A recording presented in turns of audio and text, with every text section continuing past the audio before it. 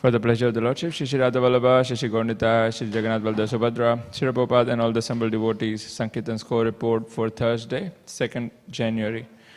Books distributed Temple Shop, 1 medium, 1 big for 1.5 book points. Dakshita Matadi 3 small, 1 big for 1.75 book points. Rasarani Priya Matadi 2 mahabig for 4 book points. Sanatan Giridharipu 1 small, 1 big, 2 mahabig for 5.25 book points.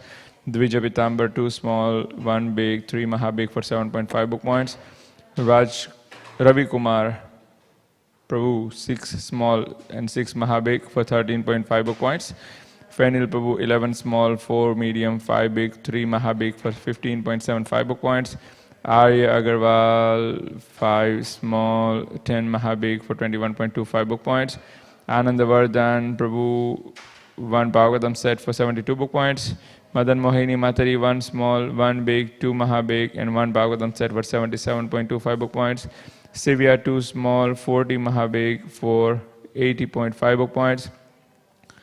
And Mahalakshmi Matari 2 big, 1 mahabig, 3 Bhagavatam sets for 220 book points.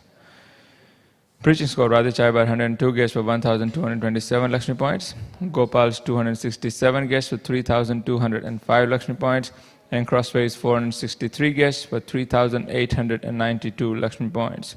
Collections yesterday, Dakshita Matari 31, Dvija Pitambar 75, Rasarani Priya Matari 75, Sanatan Giridharipu 80, Fenilpu 130, Ravi Kumar Prabhu 135, Arya 172, Anandavardhan Prabhu 300, Madan Mohini Matari 330, Sivya 623, Temple Shop 766, Mahalakshmi Matari 931, and member service is 1,888. There's a daily total of 5,536 and the weekly total of 27,271. Sankirtan Yagya ki jai, Shri Prabhupada ki jai.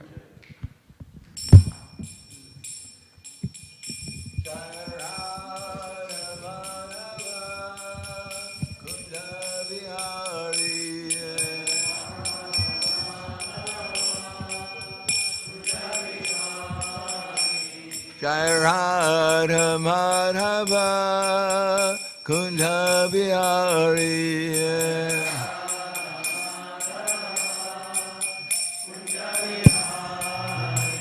Kopi Jana Balaba Girivanadari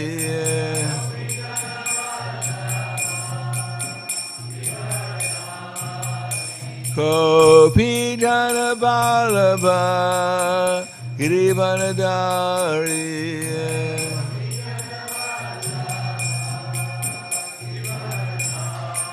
Yasodanandana Brother Dhanaranjana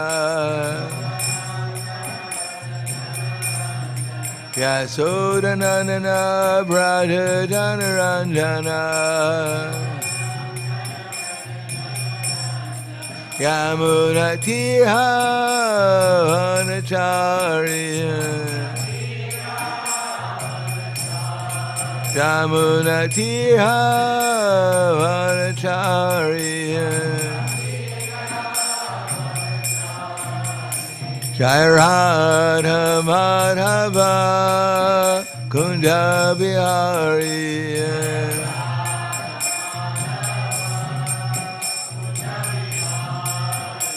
Jai Radha Madhava Kunda Bihari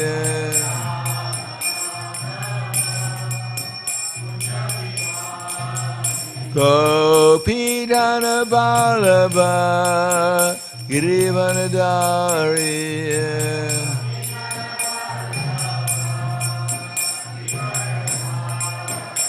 Gopi Dana Balaba Girivanadari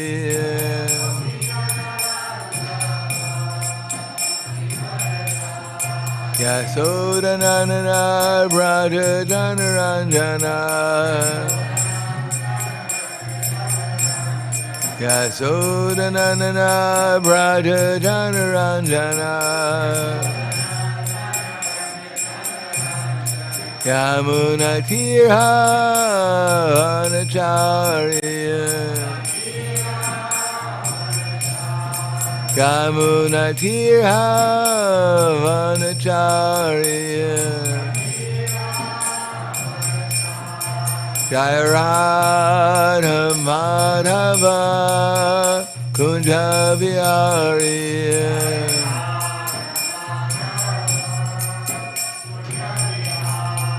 Jaya Radha Madhava Kunja Vihari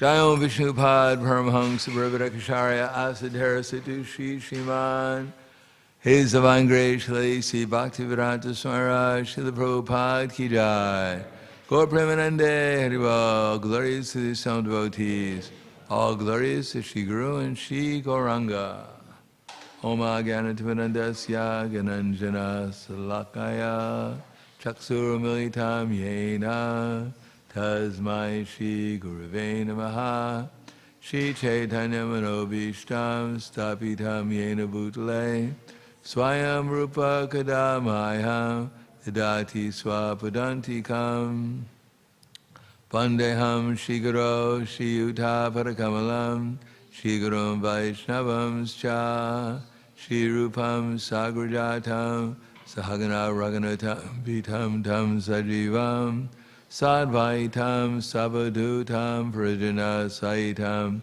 Krishna Chaitanya Devam Shri Radha Krishna Padan Sahagana Lalita Shri Visakan Svitam Cha Hey Krishna Karna Sindho Dinabandho Jagatpate Gopesha Gopika Kanta Radha Kanta Namostute Tapta Kanchana Gaurangi Radhe Vrindavaneshwari Prishubhanu Sudha Devi Pranamami Hari Priye Vanchakalpa Tubhyascha Kripa Sindhubhyevacha Patitanam Bhavanebhyo Vaishnavebhyo Namo Namaha Shri Krishna Chaitanya Pranitinanda Shri Advaita Gadadhar Srivasadi Gaur Bhaktivinoda Hare Krishna Krishna Krishna Hare Hare Hare Rama, Rama Rama, Hare Hare. Om Namo Bhagavate Vasudevaya. Om Namo Bhagavate Vasudevaya. Om Namo Bhagavate Vasudevaya. Śrīmad Bhāgavatam, Canto 8, Chapter 19, the Lord begs charity from Bali Maharaj, text number 38.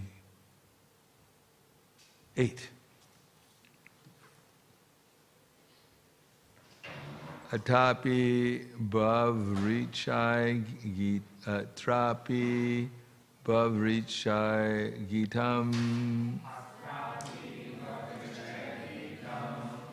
Shrinu me Sura Satama Satyam Om Iti Yat Proktam Yanet Yahanritam Hitat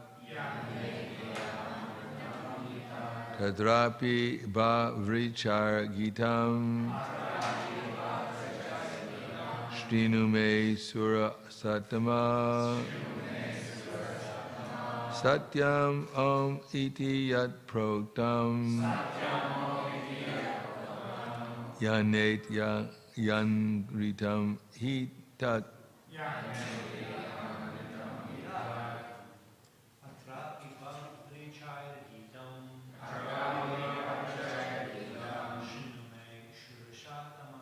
Surume Surasatama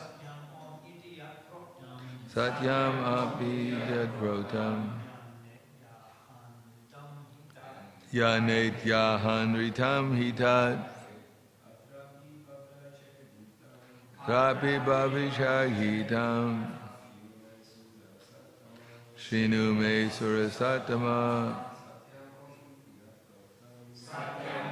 Yatotam Yahanritam Hitat Vitam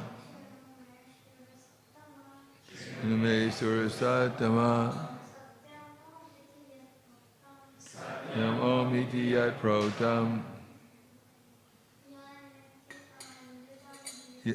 Yanet Yahankritam Hitat. Ladies,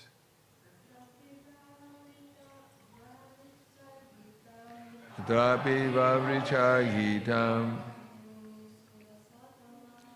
Nume Surasatama Satyam Amiti Yat Protam Yahankritat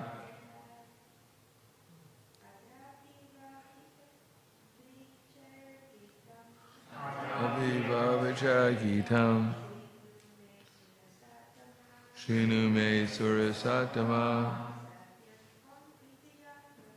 Satyamamiti Yat Protam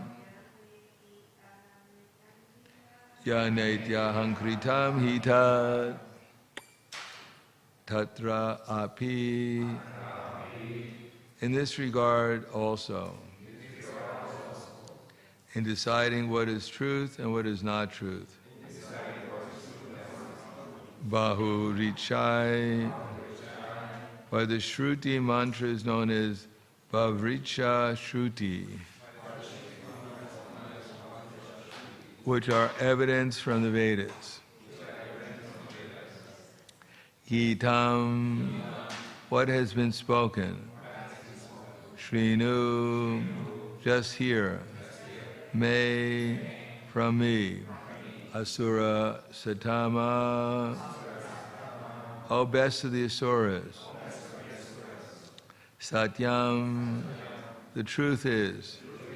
Om Iti, preceded by the word Om. Yat, that which. Proktam, has been spoken. Yat, that which. Na, not preceded by Om. Iti, thus. Aha, it is said. Anritam, untruth. He, indeed. Tat, that. Translation or translation. One may argue that since you have already promised, how can you refuse? O best of the demons, just take from me the evidence of the Bhavricha Shruti, which says that a promise is truthful, preceded by the word Om, and untruthful if not. Om Tat Sat Iti Nirdesho, that whatever is, unless one is doing something as a sacrifice for Vishnu, whether in this life, it's useless both in this life and in the next. Om Tat Sat Iti Nirdesho, Brahmanaste Vidam Shrita. Brahmanaste, what's the next one? Brahmanaste Sattvam Ta Iti Nirdesha.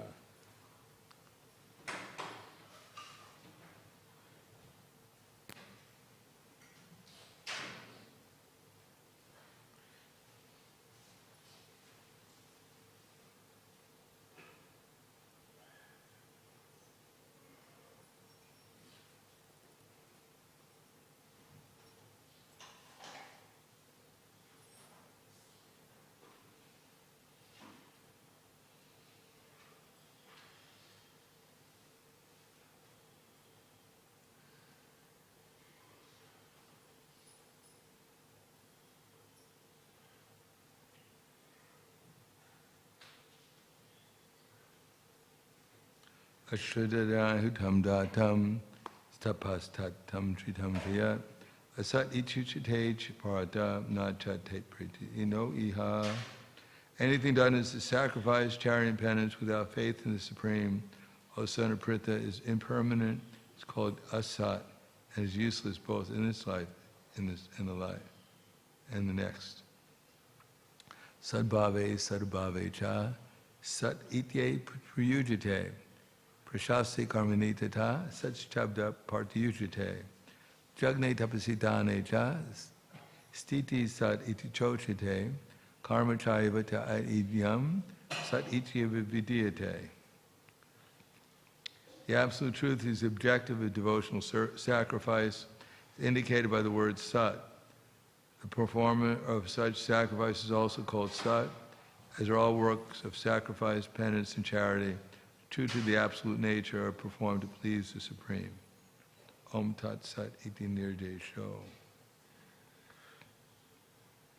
Tasmat Om Iti Darita Jagnadana Tapakriya Pravartate Vidanota Sadatam Brahmavardina.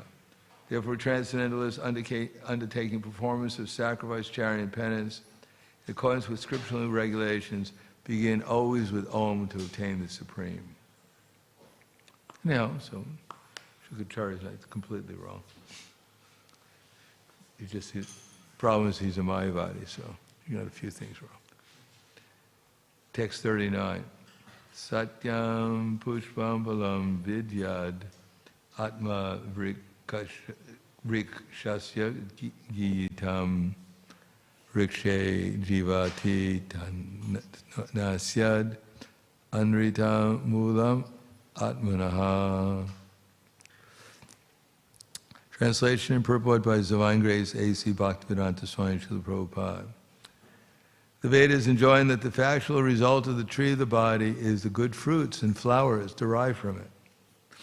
But if the Bali tree does not exist, there is no possibility of factual fruits and flowers. Even if the body is based on untruth, there cannot be factual fruits and flowers without help of the Bali tree.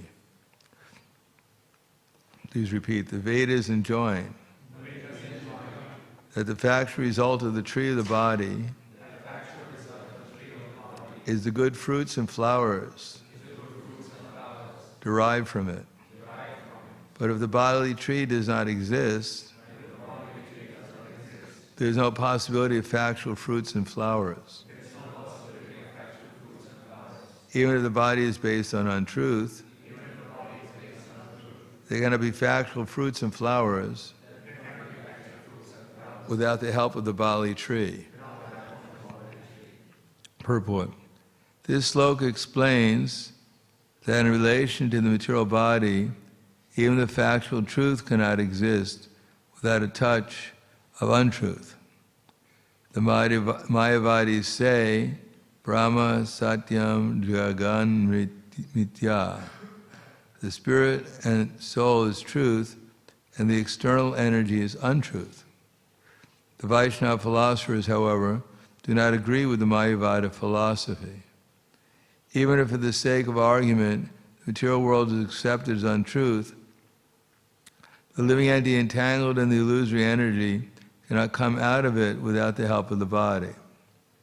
Without the help of the body, one cannot follow the system of religion, nor can one speculate on philosophical perfection. Therefore, the flower and fruit, pushpa, palam, have to be obtained as a result of the body. Without the help of the body, that fruit cannot be gained. The Vaishnava philosophy therefore recommends yukta vairagya. It is not that all attention should be diverted for the maintenance of the body, but at the same time one's bodily maintenance should not be neglected. As long as the body exists, one can thoroughly study the Vedic instructions, and thus at the end of life, one can achieve perfection. This is explained in the Bhagavad Gita 8.6. Yam yam bhapi smaran bhavan tyajantyanta kalevaram. Everything is examined at the time of death. Therefore, although the body is temporary, not eternal, one can take from it the best service, make one's life perfect. Namo Vishnu Padaya Krishna Prasthaya Bhutaya Śrīmate Bhaktivedanta Swami Namane Namaste Saraswatam Deve Gauravani Pacharane Nirvishesha Shunyavadi Pasyatyade Satarane.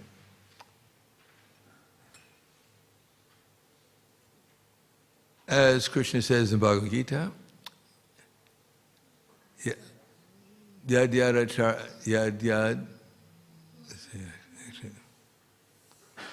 getting the right yad. Oh, that Paritranaya sarunam vinashaya tradiskritam dharma samstapanartaya sambhavam yugeya yad dharmasya shradabhaviti. No, that's not right.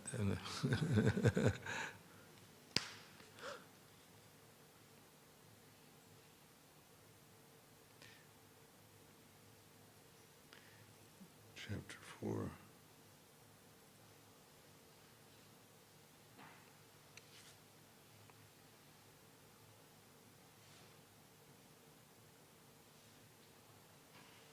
Yada hi dharmasya glanir bhavati bharata abhyutanam dharmasya tadatmanam srijamyaham. Whenever there's a predominant rise of irreligion and a not a neglect of actual religion, at that time I descend myself millennium after millennium.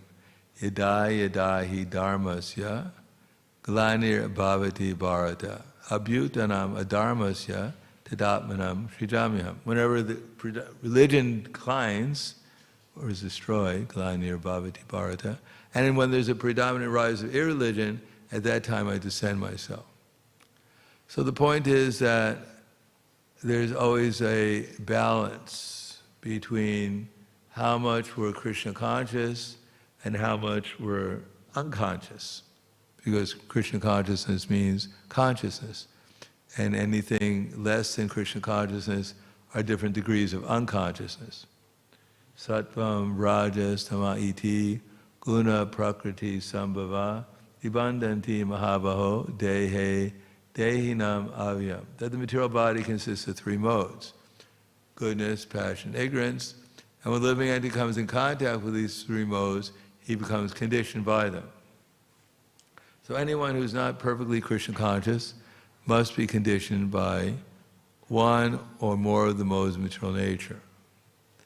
So to think that we're liberated and that we already understood what Krishna consciousness is would be a great mistake. Especially if we're still under the modes of material nature, then we must expect to have a vision and experience to one extent or another under those modes. But at the same time, as we cultivate Krishna consciousness, we can simultaneously become aloof from those modes. And how do we know if we're becoming aloof from the modes? Well, first of all, we see things in spite of the fact that we're conditioned. In other words, those who can see with the eyes of eternity, anadidvam nirgunadvat paramatmayam avyam Sharira stopikontiya nakaroti nanalipyate.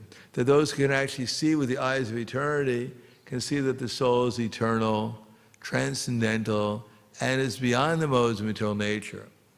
Despite contact with the material body or Arjuna, the soul is neither doing anything nor is he entangled. So, in spite of the fact, whatever drama we're going through, and we're all going through different dramas, the whole world is a drama. At least the material, when we call it the material world, we're talking about our material drama. That we're thinking we're a man or a woman, we're thinking we're Indian, American, Australian, whatever we're thinking.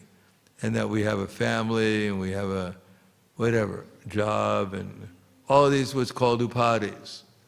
And that this is our existence.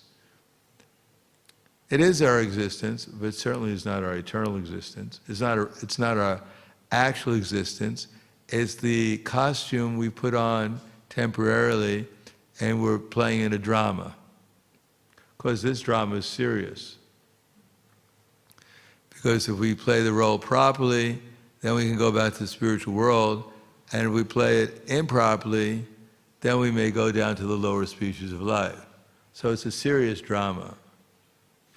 As a matter of fact, it's the most serious drama that can possibly exist. If you play that you're Peter Pan or something like that in a drama, no one takes it that seriously. But if you actually become,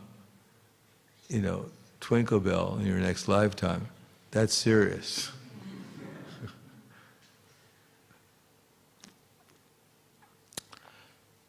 Therefore, the Vedas give direction how to gradually increase on the path back to higher consciousness and the problems of decreasing to lower consciousness. In Bhagavad Gita, Krishna makes it very simple, but anyhow, it's simple according to Bhagavad Gita. First of all, Krishna always gives sometimes he gives the positive, then the negative, then the positive, then the negative, to contrast. So he says, Tanaham dvishita kuran samsresha naradamam shipram yajasram ashubam asrishveva yonishu. Tanaham dvishita, those who are envious. Kura, cruel actually, kura means cruel. Tanaham dvishitam. Samsresha naradam, the lowest among men, that I perpetually cast into the lower species of life. Doesn't sound like the all-loving God that people are hearing that about in Bhagavad Gita. That as soon as you see someone envious and mischievous, the lowest among men, then Krishna casts them into the lower species of life.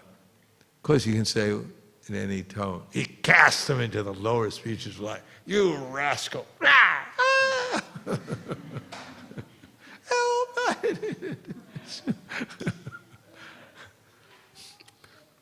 It's not exactly how it happens. Krishna said, well, he'll explain that later on. Asram yonam apanam muda janmani mama prapyaiva kuntya tato yadamam gitim. Obtaining such species of life, the asuras, they gradually sink down to the lower species of life, gradually down and down to the lowest species of life. And there's no hope for them for liberation. Asram yonam apanam muda janmani mama prapyaiva kuntya tato yadamam gitim. They never can obtain the highest destination. So, sounds pretty cruel, Krishna. Heartless, just casting these demons down, boy, down, get down. But then Krishna says, Tanaham dvishita kura, Trividhan arakasyedam dwaram nashitam atmanaha kama kroda tadhalobas tasmat etam triyam shajet. There are three gates leading to hell: lust, anger, and greed, and every sane man should give them up because they lead to the degradation of the self. So when one wants to forget Krishna, he's invited into the club of the three different energies: lust, anger, and greed. When we're not thinking about Krishna, then we must be under the influence of Maya. If we reject Krishna, then we must accept his material energy. And the material energy is the three modes, and the three modes have these different qualities, like mode of passion has lust, mode of ignorance has anger, and in between we have greed. And from that, we know that delusion comes. So anyone who's under a delusion is subjected to the influence of lust, anger, and greed. In other words, as long as we're not absorbed in Krishna consciousness, then immediately lust, anger, and greed will be there. In proportion to our absorption, when we're absorbed in Krishna consciousness, then lust, anger, and greed will not influence us, and they'll gradually become purified. So human form of life is an opportunity to recognize what mode of material nature we're under, and at the same time be able to take shelter of Krishna, so that we come under the internal energy. So the internal energy, the more we become absorbed in it, the more lust, anger, and greed dissipate, become purified, and the more we're able to steadily engage with enthusiasm in devotional service without the coverings of the modes of nature. Hare vimukta kontiya trividam naraka. Hare vimukta kontiya tamo dwaras trivir nara achra imnamam shayas tatoyati paramgatim. That anyone who performs devotional service, one who Etera vimukta konti. Anyone who gets free from these lust, anger, and greed will perform activities conducive to self-realization, and thus he'll attain to the transcendental goal. In other words, a certain amount of detachment has to be there. It's not that we just perform devotional service, we come to the temple, we chant, and at the same time in my mind I'm going through a whole pastime. Externally I'm dancing, I'm chanting, and in my mind I'm thinking, oh, I can't wait for prasadam. Oh, I'm so tired, I wish I could go to sleep. But I can't because I'm dancing. So we can have one pastime externally and another pastime internally. Now we get too caught up with our internal pastime, and we think that this is just a great show and it'll help me in my internal pastime of Romeo and Juliet or whatever pastime I'm having. Then Krishna says, it comes to the point that mityatra uchate. Then we start pretending.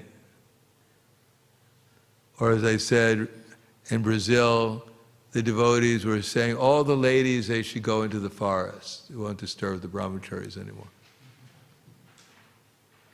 But Hridayananda Maharaj said, but if all the ladies go into the forest, then who will the brahmacharis dance for?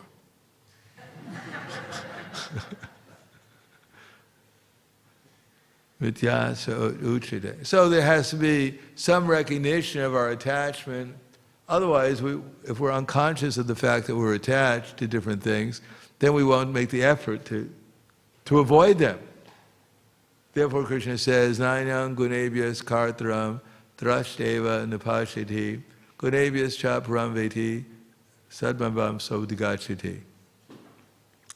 Well, one can see that there's nothing beyond the modes of nature, and that the Supreme Lord is transcendental to all these modes, then he can know my divine nature. So we have to recognize that that we're under the modes of material nature, and understand what the modes of material nature are, what it means to be lusty, what it means to be angry and greedy, and all the things that follow it, like fear. It culminates always in fear. Avidya, ignorance. Ignorance of we don't know anything actually. We think we know everything. I can quote so many verses about, but that doesn't mean I know any of them. But at least I can quote them. And they give some light. Maybe they shine a little in the darkness. Maybe it's like a little match or something like that, illuminating. Or maybe it's a flashlight, or maybe it's a beacon to different degrees, depending on our consciousness. But there are lights at least. And as Prabhupada said, if you light a match in a dark room, the darkness can't put the match out. So they're very valuable insights.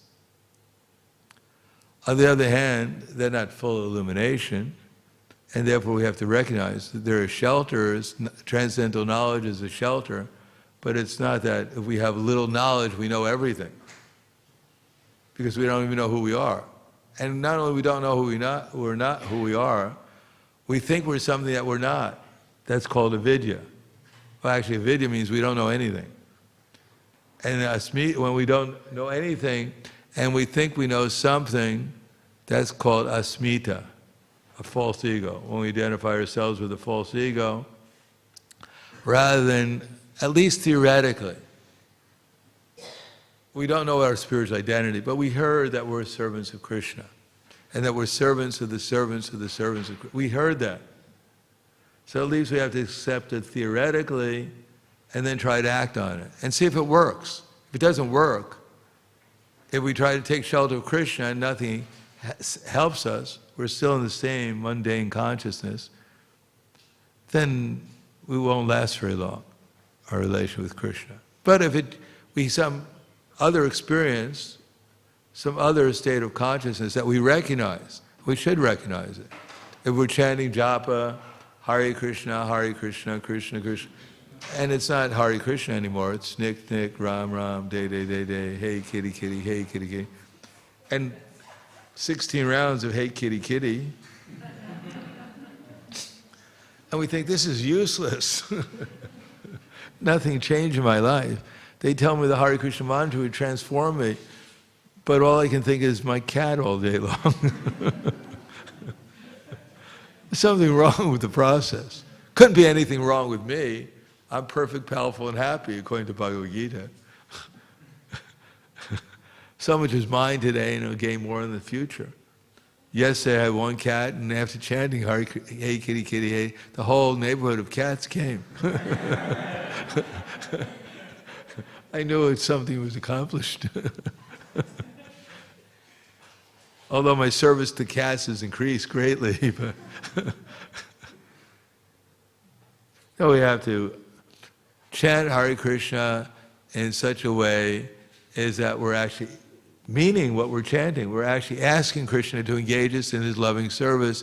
And it's not like in the future Krishna will engage me in his loving service. We start chanting and the temple commander comes and says, we need someone to wash the pots. And we go, I'm chanting. Well, that's the answer to your prayer, Prabhu.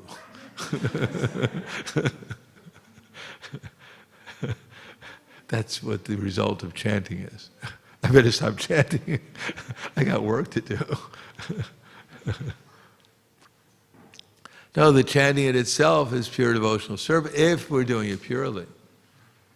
If we're actually asking Krishna to engage us in his loving service, and the only way we can actually do it on the absolute platform is we have to do it lovingly. Now we think, well, I have no love for Krishna. I don't even know him. How can I love someone I don't know? Well, he's right there when we're chanting. And we do know him to the extent that we're able to chant clearly, feelingly. Then that's our relation with Krishna. That's how we know him in Śrīmad Bhāgavatam. Now, they reveal themselves in the forms of the deities, in the form of the books, in the form of the other devotees, etc., in the form of spreading Krishna consciousness, preaching, or making the atmosphere spiritual. So Krishna does reveal himself in so many different ways, but especially through the holy name. It culminates in pure chanting of the holy name. So we're chanting at least happily. Not that my life is miserable, I'm depressed, how can I chant? Yes, let me chant, I got to chant, I promise to chant. Hare Krishna. Oh Krishna, I'm suffering, help, help. Ram, ram, ram. Day, day, day. We could do it like that. Often we do it. Or just, well, I got so many things to do, I got so many rounds left. Hare Krishna, Ram, Ram, Ram, Ram, day, day, day, Ram, Ram, Ram, Hare Krishna, Ram, Ram, Ram, day, day, Ram. Whew, that was a hard round. What a relief. We can do it any mode of material nature we choose. And even goodness. Hare Krishna, Krishna, Krishna, Hare Ram, Hare Ram, Ram, Ram, Ram, Hare Hare, Hare Krishna, Krishna, Krishna, Hare Hare, Hare Ram, Hare Ram, Ram, Ram.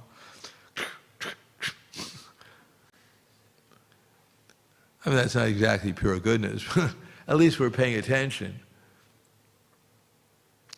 Or we can do it transcendentally, as with much feeling as we have at the particular time. We can't expect that now I have prema, let me do it in prema. Hare Krishna, Krishna Krishna, Hare Hare, Hare Rama, Rama Rama, Hare Hare. That's not prema, but it's a lot better than Hare Krishna, Krishna. There's so many different varieties of consciousness we can have. And even when we're doing kirtan, there can be a variety of consciousness. Just how we utilize our body. It could be Hare Krishna, Krishna, Hare Ram, Hare Ram, Ram, Ram, Hare Krishna.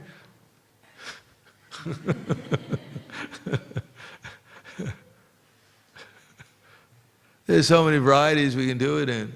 But, what does Prabhupada do? Did we see Prabhupada doing the hot step? If we want to do the hot step, we won't have the ability to concentrate on both, the holy name and the hot step. We're just, wow, look at my feet, I can't believe it. They're going so fast, go fast. Take a photo. Better video. Put it on Facebook. Yeah, but then we've missed the whole point. Who we're dancing for. As soon as we forget Krishna, as soon as we don't have the opportunity to do something in a proper consciousness, a Krishna consciousness, then Krishna consciousness becomes very difficult. But if we're more or less dancing very gracefully, as if we're like floating to a certain extent, then it's very easy to concentrate on the holy. Well, it's easier to concentrate on how to chant the holy name with some feeling, because our body is doing the same thing. It's blissful, it's floating. It's not.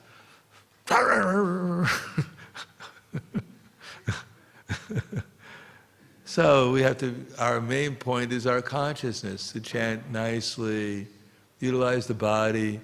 Hare Krishna, Krishna Krishna, Hare Hare. Hare Rama, Rama Rama, Hare Hare. So then we can actually start feeling Krishna's presence in the name. And that is called what? Krishna consciousness.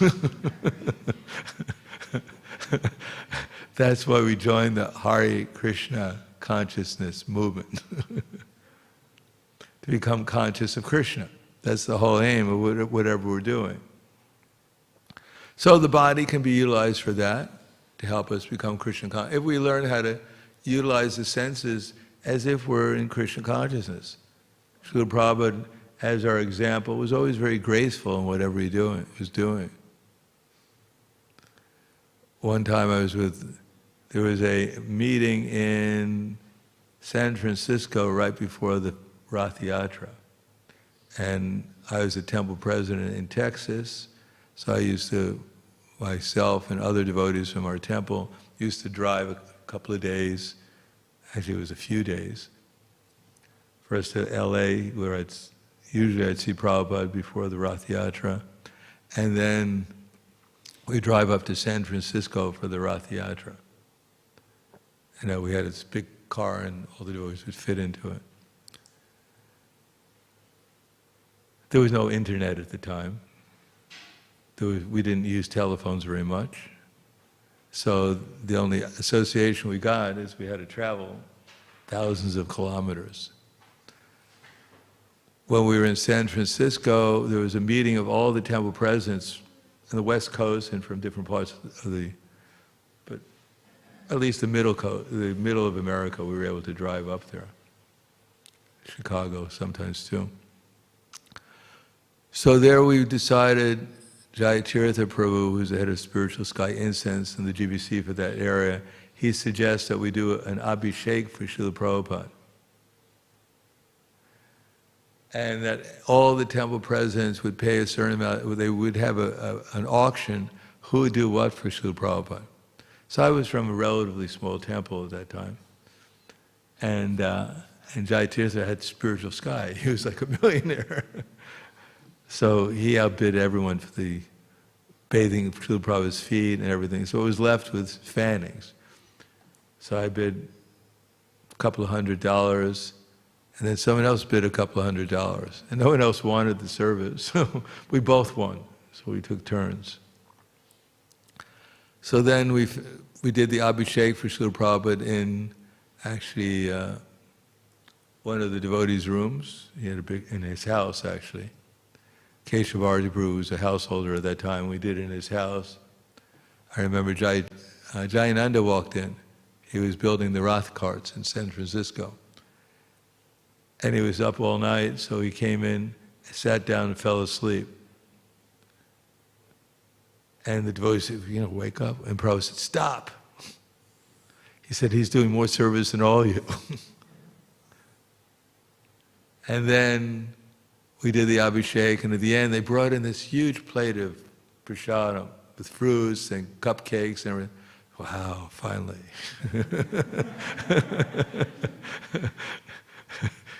Get my $200 worth. And Prabhupada called up each devotee one at a time and gave them some prasadam. Then he called me up, and he gave me a strawberry. And he smiled at me and said, don't eat very much at night.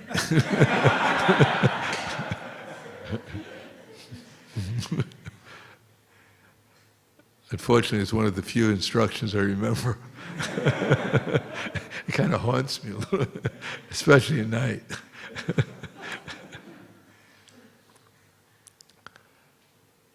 So then I forgot my bead bag, and I came. Everyone else left. Prabhupada said, "Okay, everyone can leave," because Prabhupada wanted to take prasadam. Servant said everyone could leave. So I forgot my bead bag, so I came back, and I saw Prabhupada who was flipping fruit and cupcakes into his mouth, so elegantly. If I tried to do it, it'd probably hit my nose or something. So Prabhupada was very, very elegant in the way he utilized his body. I remember one time, Prabhupada was coming to the Dallas temple, and I was in charge,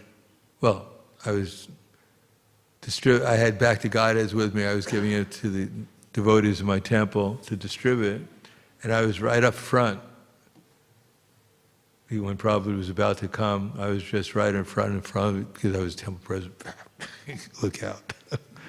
But I still had Bhakti Godheads in my hands, so one of the devotees of my temple came up to me and said, "Devotees in the back, they need Bhakti Godheads." What? Finally I got up here. I said, "All right, I surrendered, So I went back and gave the devotees the Bhakti Godheads, and then someone came up with an umbrella and said, "Hold this over Srila Prabhupada." So then I was back up in front. Not only back up front, I was walking with Srila Prabhupada the whole way in the airport. And when I was walking with Srila Prabhupada, I remember there was one devotee who was like running, and Prabhupada was just like floating. And I was holding the umbrella. I thought he was actually floating. These young devotees, they were like running to keep up with Prabhupada, who was just floating. First time I saw Srila Prabhupada personally was in the Buffalo Temple. And when I joined the movement, I was from New York, and I was taught from the beginning of my life, don't bow down before anyone. There's one instruction I followed. And when I came to the temple, in Buffalo Temple was just a railroad shack, literally a railroad shack. It was like a small little building, and there was a kitchen here, and then we had Lord Jagannath, Lord Baladev, and Srimati Subhadra Devi on a bookshelf. We didn't know who they were, but anyway, we put them on a bookshelf.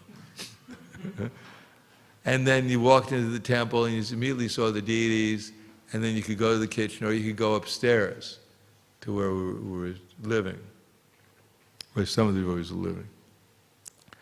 So as soon as you got into the temple, you had to pay obeisances. If you went upstairs, you had to pay obeisances. If you came downstairs, you had to pay obeisances. If you went to the kitchen, you had to pay obeisances. You went to take prasad. So all day long, we were constantly paying obeisances. So Prabhupada was coming in, I think it was April 1969, and I was thinking, I got to remember to pay obeisances when I see Srila Prabhupada. So Prabhupada, he entered into the airport, and the first time I saw him, he looked like he was floating. So I was so struck with wonder, actually, seeing Prabhupada floating. I never saw anyone floating like that I forgot to pay obeisances. So Prabhupada kind of floated past me. And then I paid obeisances. And the next thing I felt on my back, Brahmananda was hitting me on the back. And he said, you have to stay back at the airport and pick up Prabhupada's luggage. So I said, no way, I haven't seen him. He said, yes. He's a big guy, Prabhupada.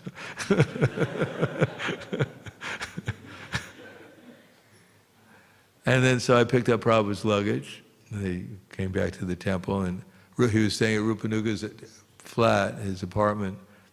It was up the stairs, a couple of blocks from where our temple was. And so I was taking the luggage up the stairs, and then Prabhupada came up the stairs. And he was like floating. So Prabhupada was quite elegant in whatever he was doing. I never saw Prabhupada do the hot stuff, by the way. I mean, you can see on the movies, he danced sometimes he jumped very elegantly. So we should understand how to utilize the body, how to utilize our words so that they're elegant, so that they're actually devotional. Therefore, Krishna tells us, as I said yesterday, they shouldn't agitate people's minds. So we have to consider all this. At least, what is the most important? First of all, see what is the most important type of vibration I should say right at this moment. It should be considerate. Should it be truthful? What realm of truth can I say? What realm of pleasing can I say? What realm of benefit can I give? What realm of Shastra can I put into it? And how much I can avoid agitating people's minds unnecessarily. So these are considerations of how to utilize the voice, the tongue, and the brain, which are part of the body. And of course, then there's the mind. That, let's see what it, the austerity of the mind is to say things which are, what's the first word? What's that? Tushti, it's not, it could be satisfaction. What's the word for satisfaction that's used there?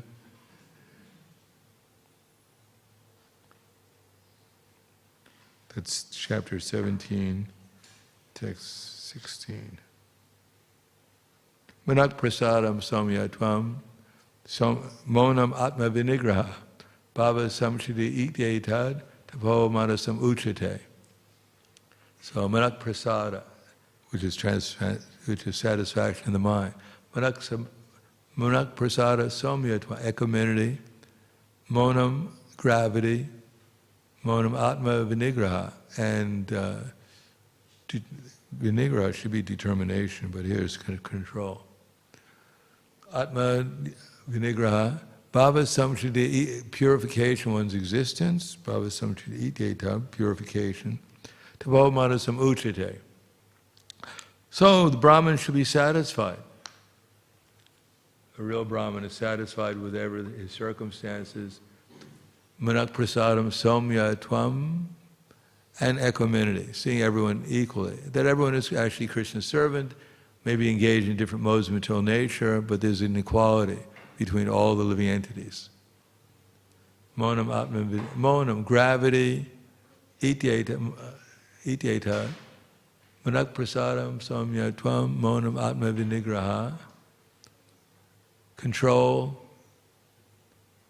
bhavas samshiti ityetad, and purification one's existence. Tamo manasam uchate. So these are austerities of the mind, and we have to see where my mind's at. Now, if my body's not in the right place, it's a good indication, or we're not doing what we should be doing with our mind and intelligence, words are intelligence, then it's practically impossible. If we don't do the proper thing with our body, we won't be able to do this proper thing with our mind and intelligence. And if we don't speak we don't speak pleasingly, truthfully, beneficially, not agitating people's minds, our minds will become agitated. Our minds will become full of different materialistic thoughts. Therefore, Prabhupada didn't like on book distribution that we lied to people in a way that would agitate their minds, or did things that would agitate people's, because our minds would become agitated. We wouldn't get the full benefit of book distribution or preaching. So we have to see where our bodies at, where our words are at, where our minds are at, and then there's some possibility of actually, Hare Krishna, when we're chanting Hare Krishna, actually hearing the holy name, feeling Krishna's presence, and then if we do that, then naturally we'll remember Krishna, spontaneously. And that's the perfection of our life. So that's what we have to observe. Therefore, Nayam Gunebhyas Karatram, when one can see that there's nothing beyond the three modes. So we have to see what mode of nature am I in goodness, am I in passion, or am I in ignorance? And then change the mode of nature, change our consciousness at least, to something closer to the mode of goodness, and then we can chant Hare Krishna. Or at least chant Hare Krishna, and then try to adjust our consciousness so that we're in a consciousness where we get the maximum effect of chanting. With our body, with our mind, with our words, the maximum effect of our devotional service. So that's called Yukta Vairagya. We have to work in the material world, but we should work in Krishna consciousness for Krishna. And then Krishna, Dadami Buddhi Yogam Tam, He'll give us the intelligence by which we can remain in Krishna consciousness and make spiritual advancement. So I'll stop there. Thank you. Any questions or comments?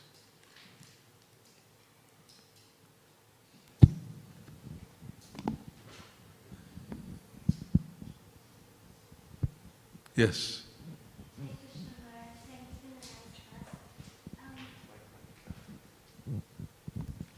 Maharaj, you were talking about chanting, so I'd like to ask, how can we understand if our chanting is pure and good? Is there any unit to measure out the purity of one's chanting? Because if we're chanting in the material world, the distractions would always be there. So, Not always. For us, they'll be there for some time. But how do we know? According to the Śrīmad Bhāgavatam, that the first thing that we should do is, what is that verse about being three? Bhakti pareshnu vyaktir anyatra trika ekakala prapadamasya yatashna tushti pushti shudapaya nugasam. How do you know after you take prasadam that you took prasadam? How do you know? you've tasted it and you feel full?